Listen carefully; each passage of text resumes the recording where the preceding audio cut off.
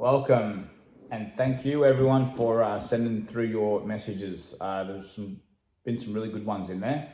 On this one, I'm going to, as it states, answer your questions. I will try and get through all of them. I may leave a couple out or run out of time, but just want to shout out to, again, the sponsors that you see around here. Without them, it makes this journey of traveling and doing other stuff and reclothing the table and all that a lot harder. So I appreciate all the support I get from these sponsors. So thank you. And again, to everyone that's actually taken the time out to, put up some great questions, and I'll answer them as quick as I can in a way, so it's not too boring for you. All right, first one. Adam Armstrong, when will you retire from pool? Well, in a way, I sort of have already. So I do my Tuesday nights playing league on a Tuesday night, EDPL, DDPL, enjoying that with some mates. I want to sort of go back to remembering what it's like to enjoy the game of pool again, rather than, try and go out and win everything and do all that stuff. So pretty much now I just play one night a week.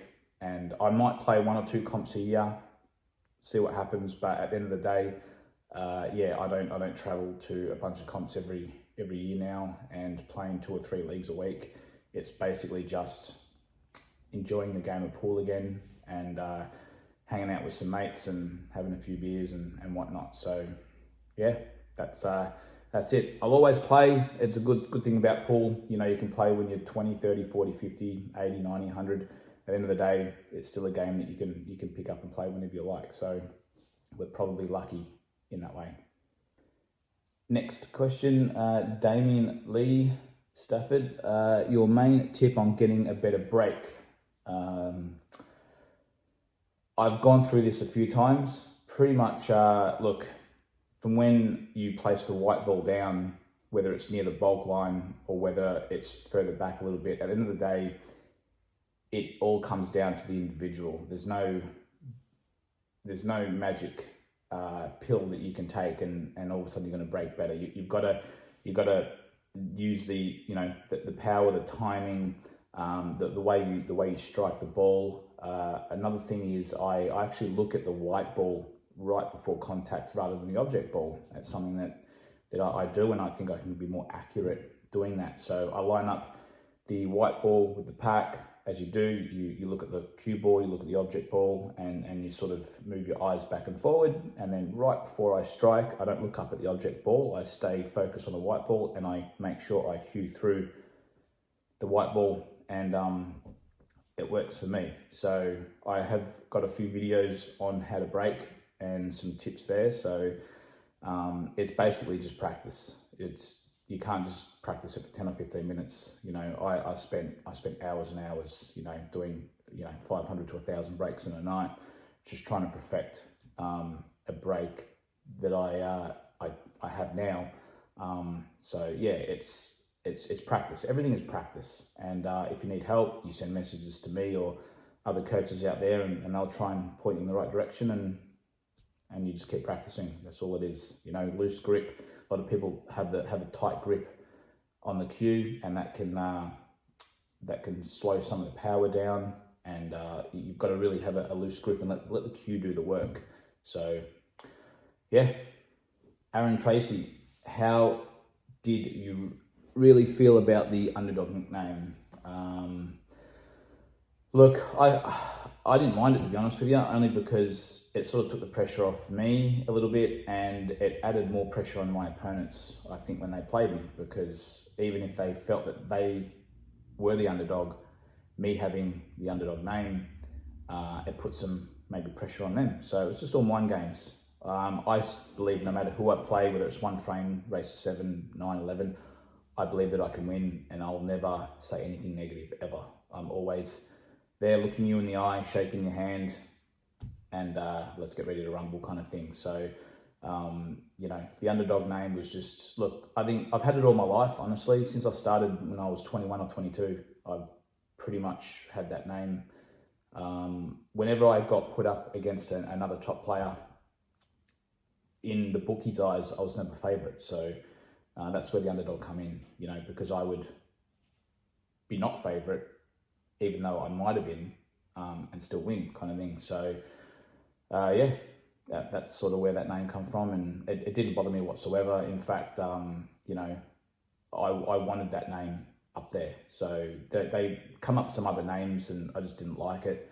And that name has been with me pretty much since I started. So I said, just go with it. It may not make sense to others, but to me it makes sense, and that's all that matters, really. So, Callum Spencer, what is your most unconventional or controversial technique, thought process? For me, or whatever works. I hope I answer this correctly. Look, I think just having no negative thoughts out there works for me.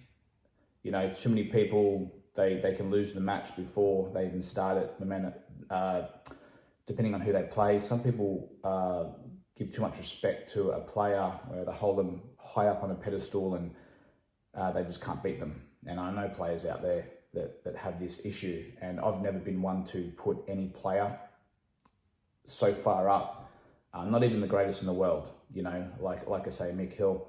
I think obviously he's one of the best in the world, but I would never put him so far out of reach where I can't beat him. So mentally, I think, if I play well and don't make silly errors, then yes, I can beat him. But I would never say, oh my God, you're amazing, and just give me a shot and all this stuff. Just that, you'll never hear that out of my mouth. So always shaking someone's hand, nice and firm, looking them in the eye, and just knowing the fact that I can win and I can beat you is enough for me. So just no negative thoughts, pretty much. Listen to all players' advice, even if someone is, below you 5 levels. Listen to what they have to say. You can always filter it in what you want and filter out what you don't want. Because if you just go on the path of, you're below me, I'll never listen to you, then you'll never learn. There's always things out there. When I coach and I got people coming from all over Victoria and Australia to my house, and I give them coaching, I'll always listen to what they have to say, because I'm not always right, and they might just say something that teaches me something. I can use that when I coach somebody else, or when I play a tournament or something like that. So you always want to gather information, and you can filter in what you want to keep in and throw out what you don't, and that way being respectful to everybody. Also, I think with doubles too, a lot of people have their ways that they line up doubles. I honestly just play like a computer game in my head, where I sort of go by feel. I've spent a lot of time practicing doubles, and look, each rail could bounce off the ball could bounce off the rails differently. So I don't really have a method.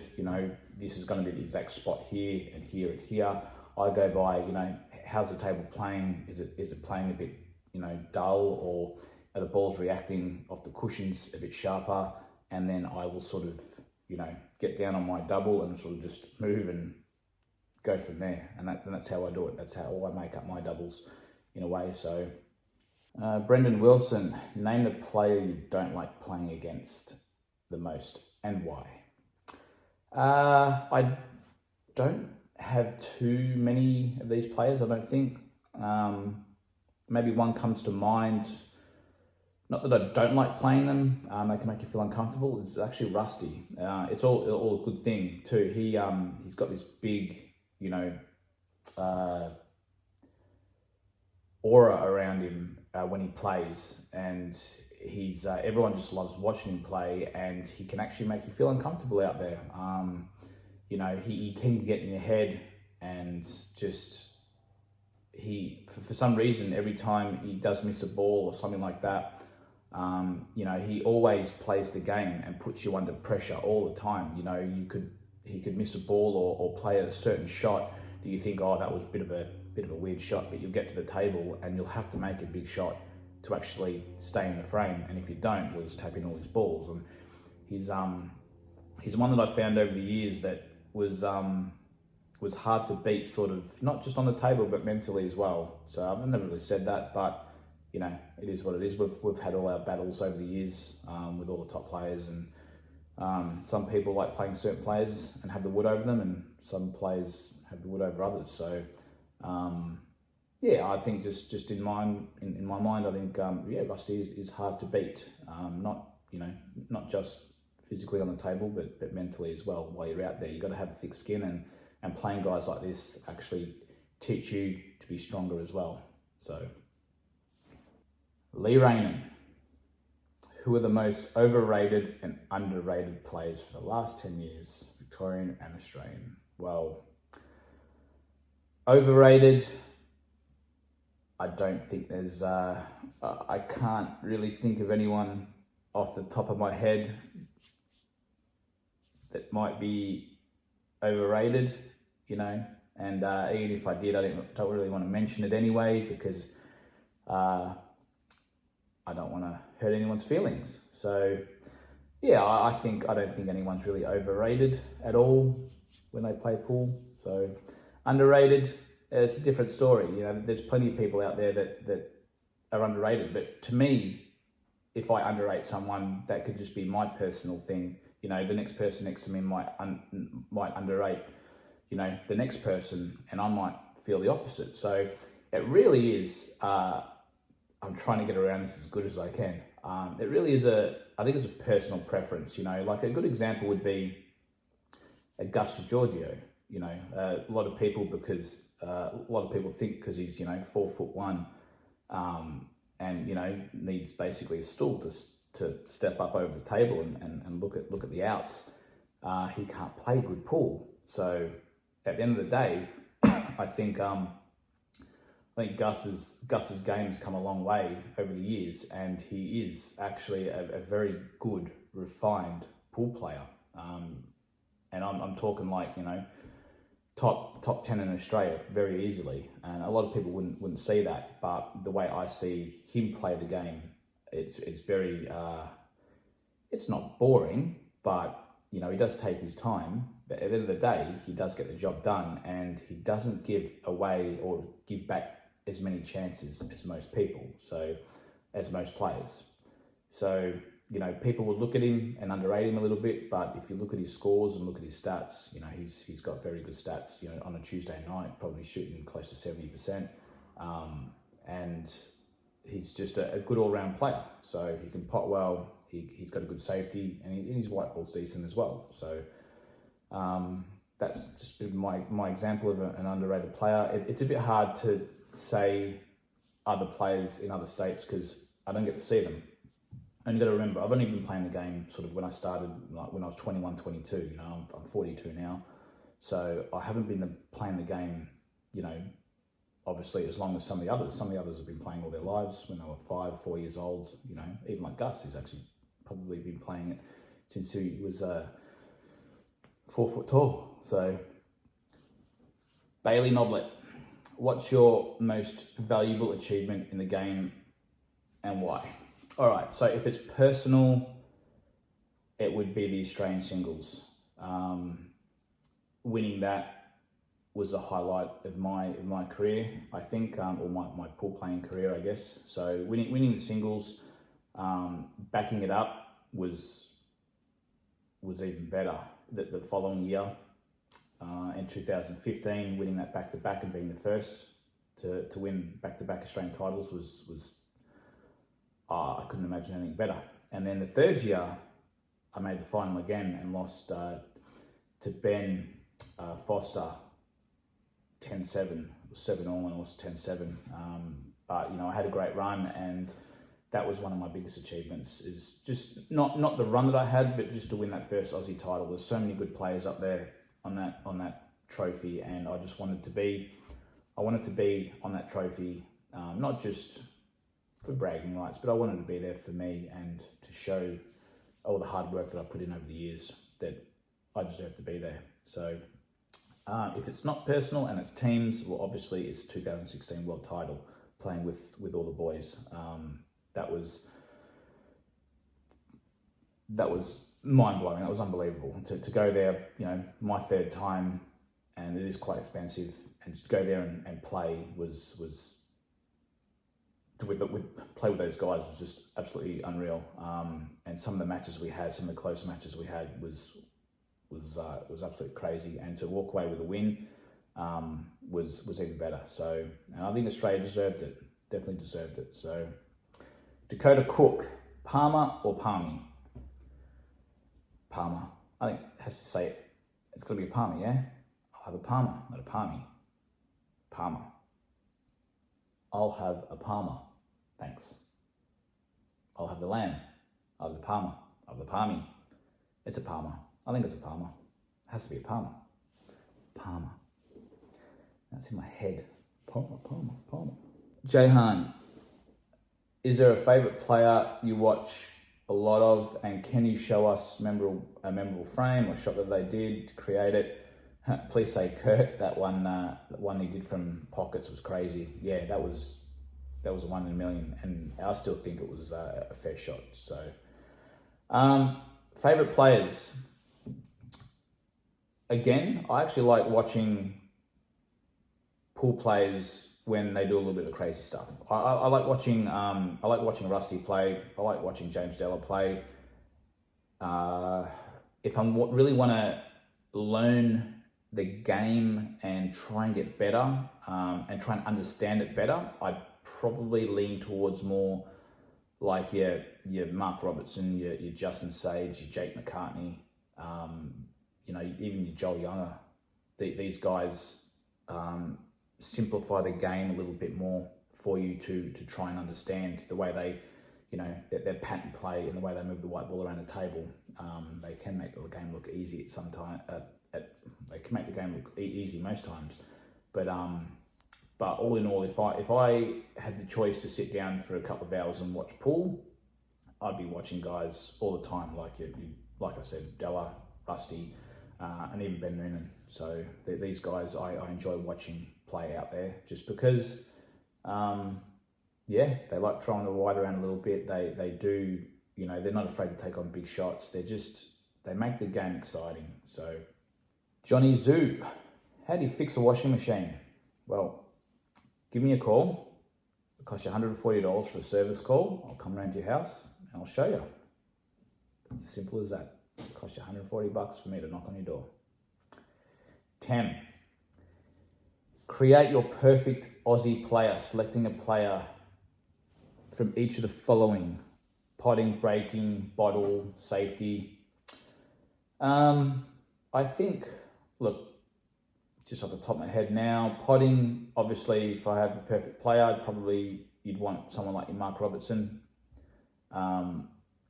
His cue action always holds up when it counts. Breaking, I think I have a very good break now, so I'm going to put myself there for breaking. Bottle, bottle, grit.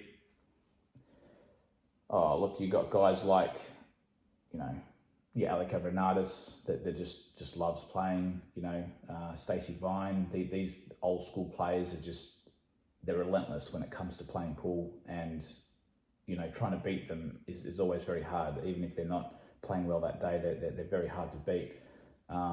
Safety wise, possibly, guys like your Justin Sage. Probably Justin there. And another person that actually looks good out there all the time, and I've said it for a while now, is actually you, Tem. You're pretty much like, when I watch you play, and actually you're another one that I enjoy watching play. You're sort of the perfect all-round pool player. You have a good break. You got a good, a tactical game. You just a joy to watch in a way, because you're very emotional as well. I am as well, but you're actually quite enjoyable to watch. So, I think if you were to combine a lot of these players into one, you get someone like yourself, Tam, where they're just sort of an all round pool player, and they're good at everything. So, All right, I missed one there as I'm going through it from Tem again. Is there any achievements that I'm still working towards? No, I'm actually quite content now.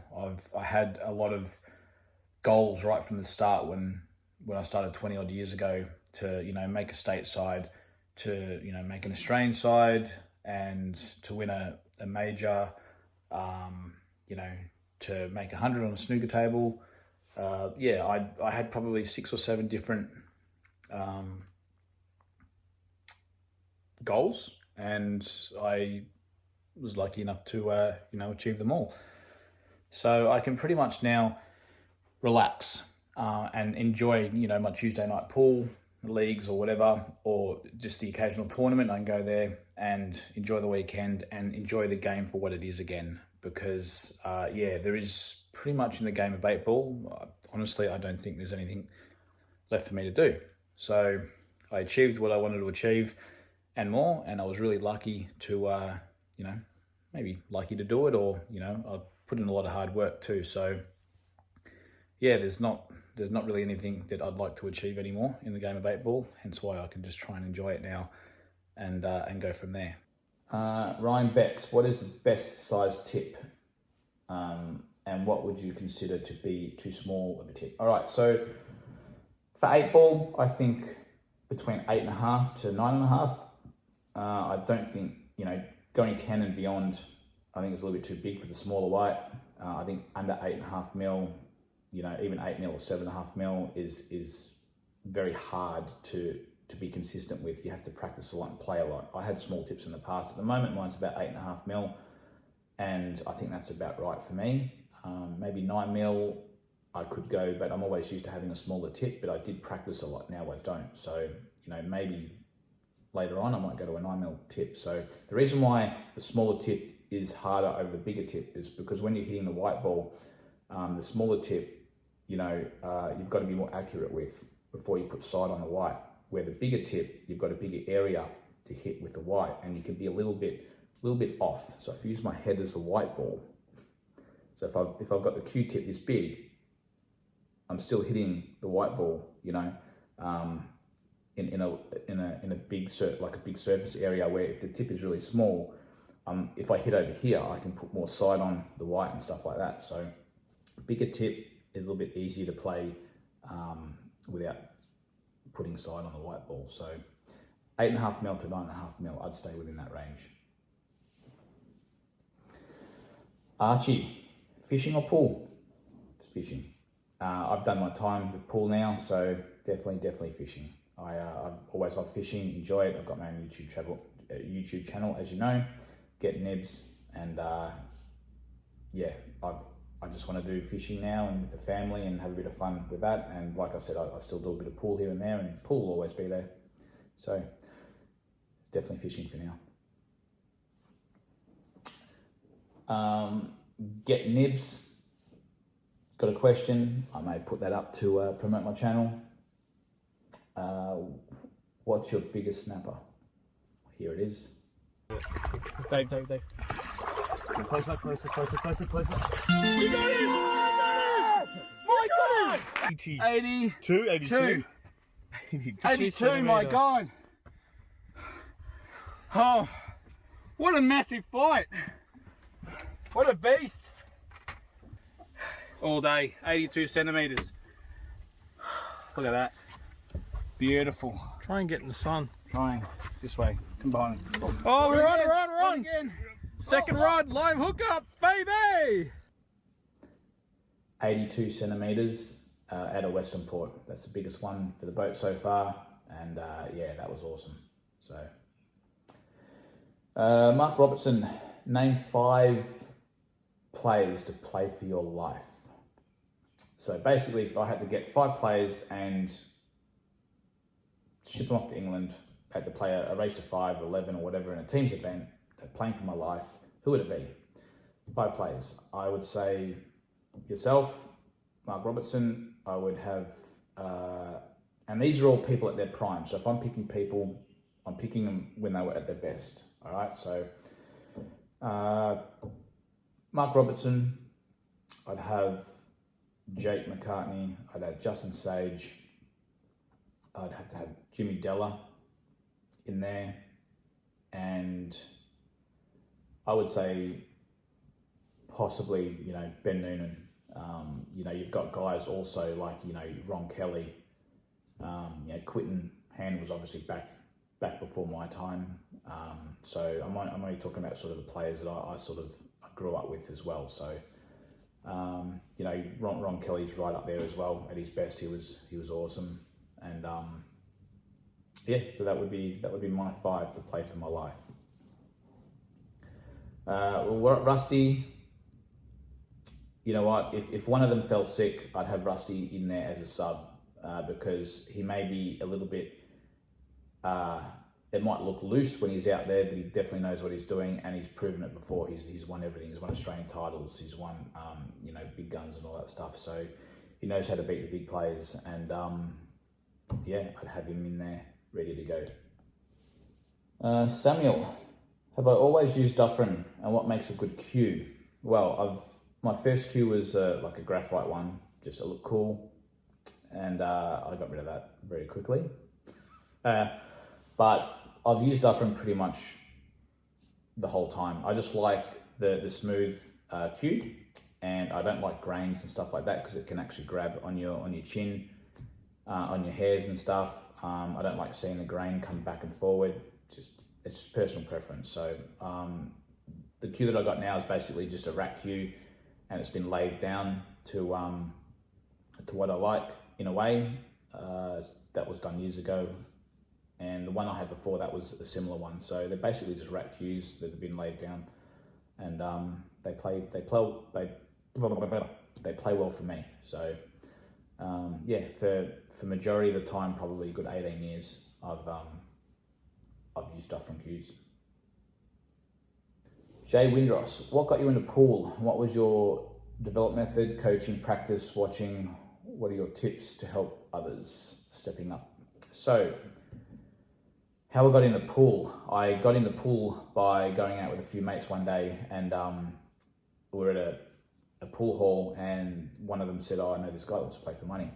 So I said, yeah, no problem, I'll play. And it was a race of 2 for $20, and I ended up losing. I knew nothing about the game. I was just out there hitting balls around, as you do. And then after I lost, this person said, hey, I'm going to the Stanford Hotel to play, playing a Sunday comp, $10. You should come along. I'm like, yeah, that sounds good. So I met him there. We went to the Stanford. And within weeks of going there on a Sunday playing the comp, I got asked by Jerry and a few of the other boys to play for the Stanford.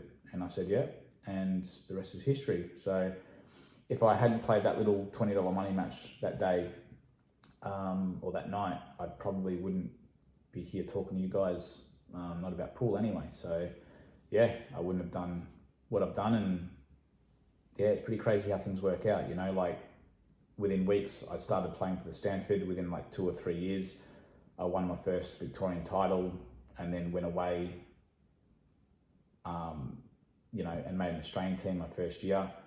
And then, here I am 14 odd state teams later, 8 or 9 Australian teams later. It's pretty crazy how things work. So, and when it comes to coaching, I spent a lot of those times with, Vince Falcon. Fridays I'd go down to Potters and play, hours and hours with Vince. Tim Shelton was always great to play against. I had guys like Brett Rogers, help me out with my cueing, and we'd play 1,000 money matches over the years. It was awesome, So definitely big thanks to these guys. How I developed, these guys have a big part in how I developed over the years. And off the table was my Dr. Phil, Kev Harvey. He was always the one in my head, keeping me right, keeping me sane. You should do this, you should do this, yes you can. So again, thank you. Phil Tunstall, do you have any specific music or routines that you do to use to get you in the right mindset? Yeah, I used to, when I was living with Mark Robertson and his wife Susie back in Listerfield, we'd put on Metallica. I love listening to Metallica while I practice my routines, and that would get me all fired up. And I'd finish the drills that we'd set ourselves every day, and yeah, it was good. So Metallica is the one for me to go to. That's what juiced me up. So Stan, has Ultimate Pool been a good thing for 8-ball and World Championships?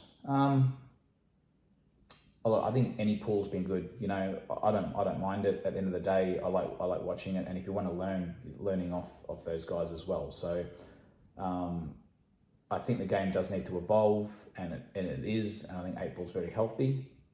It's, you know, it's everywhere you look, no matter what rule set you play. So at the end of the day, some people are going to like it, some people aren't, and that's the way it is. That's life. Hale Pritchard, how do we take pool to the next level in Australia? How do we get non-players watching and get excited about pool? How do we follow the examples of darts and getting some traction? Well, unfortunately, if Pockets couldn't do this and they've spent $1 million+ and we couldn't get people through the door and we couldn't get people watching and paying a subscription, unfortunately, I don't think in my lifetime that we're going to see anything like this for pool now. So Pockets was its one and only chance that we had in our lifetime, I think, in my lifetime, that we had that could actually be quite massive, but it never got the support, unfortunately. And yes, it could have maybe been dealt in a different manner. It could have been, you know, it could have been done differently, you know, but at the end of the day, it is what it is. And, you know, can't really say too much about it really. So I don't really have anything else to say. Yeah, they gave it a crack and it failed, and it's disappointing, but you know, life goes on. Dale Bolton, when are you coming over for a whiskey? Just message me your address and I'll be there.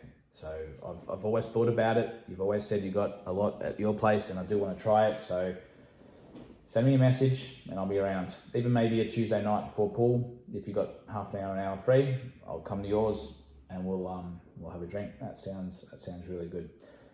Anita, Jessica, how do you deal with nerves, anxiety if you have them? I have them. We all have them. Every player has them. I had it in my first day on a Tuesday night. I hadn't played in a year or year and a half, elite pool, and I'm nervous.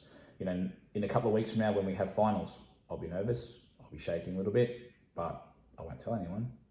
So yeah, we all get nervous. If I'm nervous, I will stand up and I will look directly at the table as soon as the balls are broken, and I will fixate on the table, and basically my eyes won't wander around. I won't look at people, I won't look at the cameras, I won't look at, you know, just the crowd and people talking and moving around and maybe family or friends or whatever. Just keep your eyes focused on the table and concentrate just on what you do if you get a shot. So that's pretty much about it. You know, there's nothing wrong with being nervous. If you're not nervous, you're not ready. So just enjoy it and enjoy the moment. The worst thing that can happen is, and I say this to everyone, is that you lose. So give it your best to win and play the game. And don't forget to smile and enjoy it. So we only get one life. So enjoy it while you're out there. All right. I think I'll leave it there for now. I hope I did you guys proud on answering the questions the best I can. And again, we'll do this later on down the track again. So again, much appreciated, and please like this, share this, subscribe if you haven't, because it really helps me out and the channel. And as always, I'll see you on the next one.